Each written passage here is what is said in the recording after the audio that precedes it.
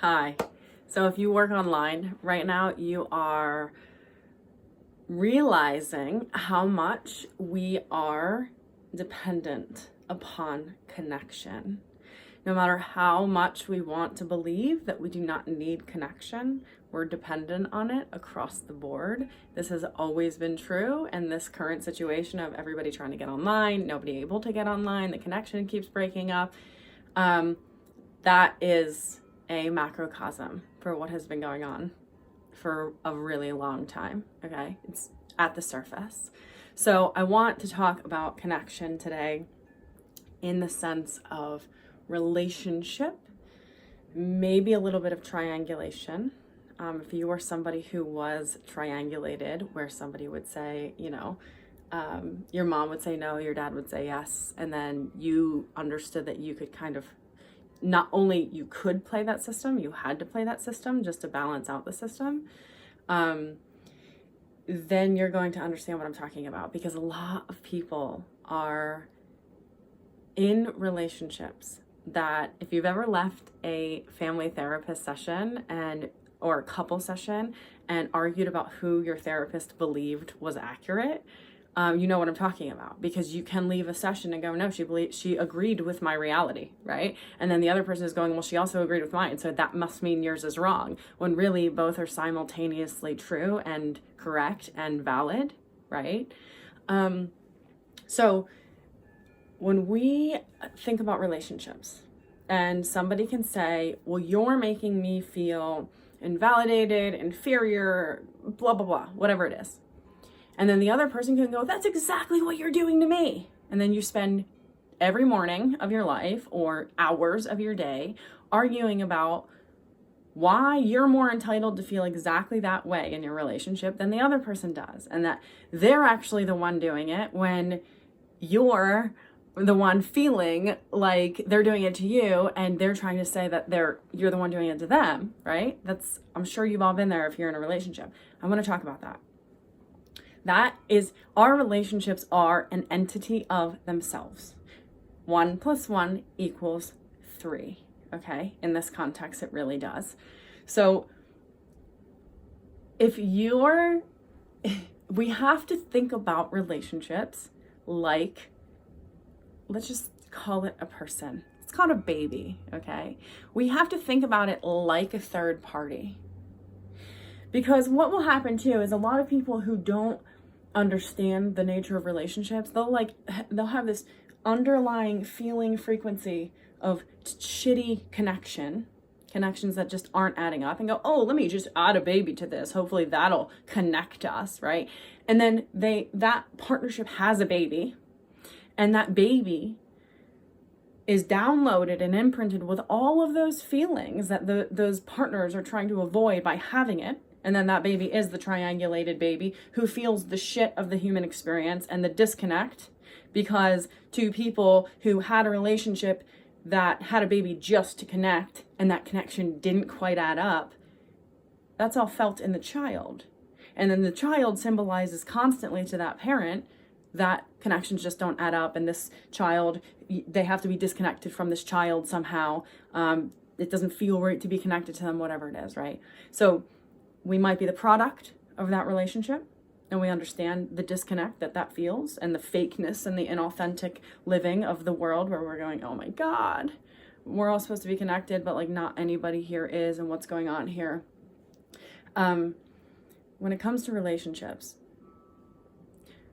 both realities can be true. Both realities are true in the sense that if I am feeling like my partner doesn't see me, doesn't hear me, and my partner's also feeling that exact same way about me, right? We can get locked into this, he's right in front of me, I'm right in front of him, and our little world is like, we can't even see the world because we're just arguing about whose inner world is correct, right? That is not a way to have a relationship. It is like the Trinity, like the Holy Spirit that comes through us is really actually the way to have a relationship. But when we look at this and I go, my ego is up against your ego, and actually I'm right about why I am entitled to feel like you don't see me, you don't hear me, and he says I'm right about being entitled. The reality is the relationship itself, this third entity, that if we just both, instead of looking at each other excuse me, and blaming each other for not seeing each other's viewpoints, but we actually look and externalize our relationship as an entity, and we go, oh, I get it.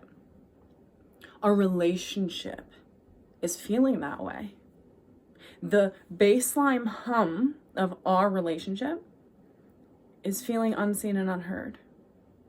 The throughway to our love, that we keep looking at each other and like kind of just looking at each other instead of validating the throughway of our love, seeing each other in action in the world instead of just trying to get our inner worlds to align so we can feel sane, right?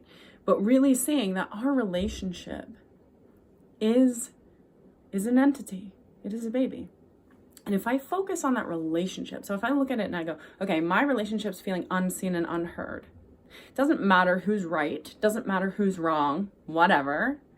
If you're in that relationship, it's a connection that's not ending, so you might as well just connect to the damn thing.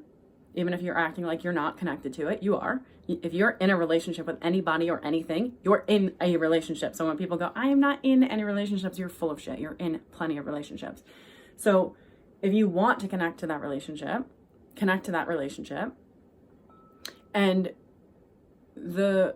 you would want to be an example for your child, right? You go, okay, my kid is feeling unseen and unheard. What do I want to do? What kind of parent do I want to be to that child? I want to be an example of a parent who sees them and hears them. Okay, let me look at my relationship like that. Instead of looking at my partner and screaming at my partner that they have to see the same relationship I am, let me just turn my focus and focus on the relationship and give the relationship what it's asking for instead of screaming at my partner to be the person who is giving me what I'm asking for. But if I can be the person who looks at my relationship as an entity, as a baby, and goes, okay, what does this particular entity need? It doesn't matter if my partner's screaming it at me. I'm going to take my ego out of it for a second. I'm going to say, okay, if we're both feeling this way, this is what this baby feels like. And this is what, maybe if you have children in the physical, your children probably default to that baseline feeling if your relationship feels this way and you're in it in front of them, right? So if you look at that relationship and you go, okay, what does this relationship feel like? What does it need from me? How can I be an example to transform the relationship? And a lot of times our ego will go, no, he should do it. He should be the one to do it. She should be the one to do it. She's the asshole. But no, how do I be a parent to this relationship? And I also mean a parent, like how do I actually become visible to this relationship? How do I be a parent to it? Like mother-child, father-child thing. But how do I become a parent in and to this relationship? How do I, the me that is in me, become a parent to this relationship and say, okay, I am aware that you feel these ways. How do I extend myself and express myself, the holiness that is me, into you in a way that I can be the one to transform this? I can be the one to project onto this relationship instead of onto my partner constantly that I am nurturing this relationship, that this relationship is something to be loved, that this relationship is something to be valued, right? And what we project onto things, we become to things. So if you're in that dynamic and going, oh my God, who's right, who's wrong? Like they are trying to tell me that I'm the crazy one. I'm trying to tell them they're the crazy one. If you just pull away that focus, see yourselves instead of belly button to belly button arguing about whose inner reality is right, turn and face your relationship, which does exist in form as a density, as an entity. If you can face that relationship, and it doesn't matter if this person is even looking at you, doesn't matter what they're doing, when you want to tame them and say like, oh my God, you should do it too, look at this with me. Who gives a shit what they're doing for now? Even if they're yapping and staring at you and like pecking your system while you're trying to face this relationship, face the relationship, knowing that however this person feels and this person feels is how that relationship feels. And the only way you're going to be able to transform it in energetics is you're going to transform it. Okay, you're going to look at that relationship. You're going to be the example to give it what it needs. You're going to get out of your own way, to get out of the way of feeling like you don't want to give your partner what they want because actually that would mean that they were right.